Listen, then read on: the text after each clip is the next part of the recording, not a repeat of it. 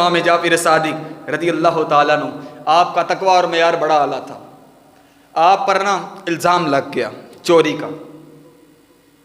ایک بندے نے الزام لگا دیا، وہ آپ کو نہیں تھا جانتا. وہ بندہ پیچھے کھڑا ہوا، اس نے کہا جی میرا 20,000 کا دینار کا تھیلا گم ہو گیا. اس نے نا حضرت امام جعفر پر الزام لگا دیا، آپ نے میرے دینار لے لیے. آپ نے کوئی بات نہیں کہی. آپ نے فرمایا کتنے دینار تھا؟ کہا 20,000. فرمایا یہاں پہ رک. اندر کے کمرے میں 20,000 کا تھیلا پکڑا دیناروں کا، لا کر اسے دے دیا. کوئی بات نہیں کی، کوئی سوال پر جواب نہیں، کوئی تنقید نہیں، کچھ نہیں کہا. چلے گئے اندر اپنے حجرے میں اللہ اللہ کرنے لگے. وہ بندہ دینار لے کے چلا گیا. جب دینار لے کر گیا اور جب گھر پہنچا تو دیکھا 20,000 کا تھیلا دیناروں کا گھر پڑا ہوا تھا. اس نے تھیلا اٹھایا، امام جعفر صادق کے پاس آیا اور معافی مانگنے کا، حضرت مجھے معاف کر دیں، میں نے تحقیق نہیں کی، لہذا میرا جو اشرفیوں کا تھیلا، دیناروں کا تھیلا، وہ گھر پڑا تھا. تو آپ ایسا کریں، یہ جو 20,000 کے دینار ہیں آپ اپنے پاس رکھ لیں. آپ نے فرمایا ہم سخی گھرانے سے ہیں، یہ ایک بار دے دیتے ہیں پھر واپس نہیں لیا کرتے.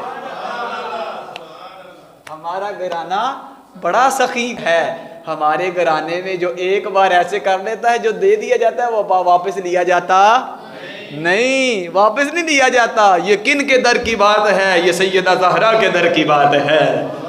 ہائے ہائے، یہ چکی سیدہ کی چل رہی ہے، زمانہ جتنا لنگر کھا رہا ہے، زمانہ جتنا. حضرت امام جعفر صادق رضی اللہ تعالیٰ فرماتے ہیں ہم دے دیتے ہیں، ہم لیتے نہیں ہیں، ہم سخی ہیں، ہم سخی ہیں، ہم نوازتے ہیں. تو وہ باہر آیا بندہ، کہنے لگا یار بتاؤ تو صحیح یہ بندہ کون ہے؟ 20,000 دینار کی میں نے چوری کا الزام بھی لگایا، مگر انہوں نے اپنی زبان سے کوئی الفاظ بھی نہیں نکالے اور مجھے دھتکارا بھی نہیں، کچھ بھی نہیں کہا، بلکہ اندر گئے 20,000 دینار مجھے دے دیے. پھر میرے دینار مل گئے، میں نے کہا آپ اپنے دینار لے لیں. یہ کہتے ہیں ہم سخی ہیں، آپ لے جاؤ، ہم واپس نہیں لیا کرتے. لوگ پھر کہنے لگا تمہیں نہیں پتا یہ نبی پاک کی آل کا شہزادہ ہے، ان کے نانا کو محمد مصطفیٰ کہتے ہیں اور ان کے بابا کو مولا علی شیر خدا کہتے ہیں. فرمایا یہ سخیوں کا گھرانہ ہے اور مانگنے والا جو آتا ہے جولی پھیلانا اس کا کام ہے اور آل پاک عطا کرنا ان کا کام ہے. یہ ہے امام جعفر صادق رضی اللہ تعالیٰ عنہ.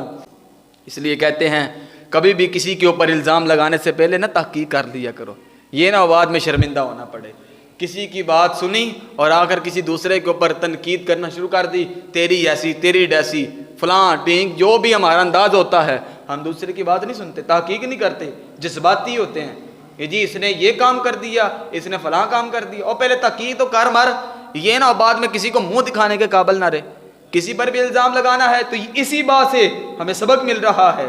ہاں اگر کسی پر الزام لگ بھی جائے نا، وہ صبر کرے، ان اللہ مع الصابرین، اور صبر کرنے والوں کے ساتھ تو میرا اللہ ہوتا ہے، صبر کرنے والوں کے ساتھ تو میرا اللہ ہوتا ہے. یہ درس کس نے دیا ہے؟ نبی کی آل کے شہزادے امام جعفر صادق نے دیا ہے.